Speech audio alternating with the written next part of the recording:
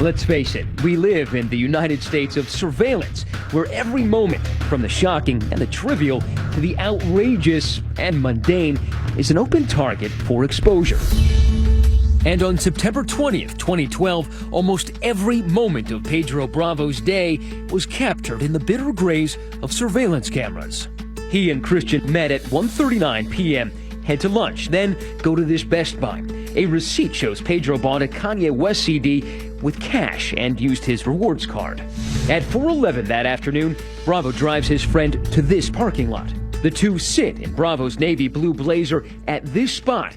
No one gets in or out of the vehicle. About 2.5 hours later, security cameras show Bravo pulling out of that Walmart parking lot. Christian Aguilar, he's never seen alive again. If you hear that the last person that was with your son was your son's girlfriend's ex-boyfriend, you kind of link one and two together. We all started having our doubts and suspicions.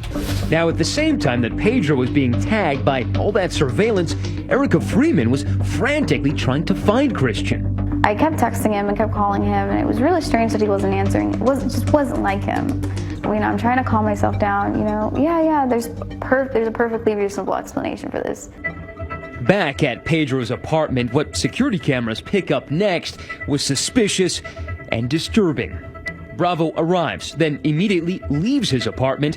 Where he goes next is an issue of contention because 30 minutes into his drive, he deliberately turns his phone to airplane mode. So he puts it in airplane mode where his phone is going to be detected. Ken Brennan is a private investigator hired by 2020 to review the case. He's sharp enough to know, the police can triangulate cell phones. He's off the grid for about 5 hours before surveillance cameras capture him at a nearby McDonald's, picking up a Big Mac and a Dr. Pepper before finally heading home. He knows that I want to dump the body and I want to dump it far enough away from where the crime occurred. So he wants to get the body out of Gainesville, far enough away where it's in another jurisdiction. It's a lot harder for the police to investigate a crime that's outside their jurisdiction than one in their own. 4 a.m. in the morning, and Christian is still missing. I call Pedro and it starts ringing, and it's ringing, and then finally he answers, and the first thing I'm asking was like, where's Christian? And he's just like, no, I dropped him off, we got into a verbal argument, and I'm freaking out. And he's just like, listen, it's late, I'm sure he made it home, he just didn't call you. By daybreak, Erica is panicking. You call his apartment, he's not there. He's not at your place either. I call Pedro, and at this time, I'm not asking him, I'm telling him, listen, you need to come with me to the police station. 9:44 in the morning, and both Erica Freeman and Pedro Bravo go to the campus police station to report their friend is missing. Sergeant Steve Wilder was suspicious from the get-go. When you first saw Pedro Bravo come in there, into that room, what was your first impression? It didn't take long interacting with him and talking to him that I knew that there was really something that he was holding back. I don't know where he is. At what point do you begin being suspicious of Pedro? Honestly, we even walked into the police station, and I still didn't think Pedro was capable of doing something so horrendous. This guy that's, shy and, he wouldn't hurt a fly, he loves animals and, he's hardworking in school. Never seemed violent? Never seemed violent. Pedro says he came here to help, but everything that comes out of his mouth only cements his status as the prime suspect. We're finding out new stuff that you haven't talked to me about before. But I didn't tell you I was in that area. At first, Pedro tells investigators that he left Aguilar in the woods, not far from Walmart, after arguing with him in the car. I told you everything I know, and I just drove away, while he was still there. But with every question, a new variation in his story. Now, Pedro adds that there was some kind of physical altercation. He struck him one time with his hand. What? No blood. He was already bleeding. Struck him with the other hand, right? Yes, so the cheek. It had gone from, I punched him one time and made him get out of the car, to I forced him out of the car, punched him repeatedly, to I punched him repeatedly, landed on top of him, punched him again repeatedly, and left him unconscious but still breathing. I'm gonna be honest, I wanted to hurt him, like really hurt him for doing that. He can see by his gestures and the motions that he's making that they both understand each other, where the suspect realizes, I'm with a guy who's been around for a long time. He knows what's up. I might be able to BS other people, but this guy knows better.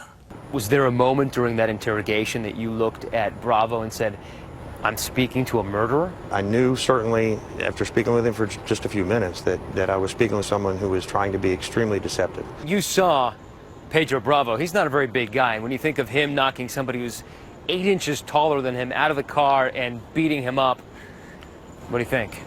They have that old saying, it's not the size of the dog in the fight, it's the size of the fight in the dog. And I turned around and I just punched him in the face.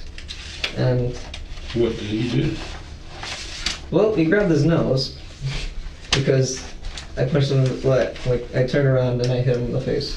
When he starts fumbling over himself and he starts coming up with these stories, they know they got the right guy. Now it's a matter of gathering the evidence enough to be able to arrest this guy and then ultimately to convict him. After 8 hours of interrogation and rambling answers, Pedro has still not confessed to any crime. But tellingly, he keeps referring to Christian in the past tense. He was a really good friend. We know that he's not coming back, okay? You know he's not coming back. Look at that again. A subtle but fateful nod of the head. And with that, the case against Pedro Bravo has begun. You have the right to remain silent. And so has the search for Christian Aguilar's body.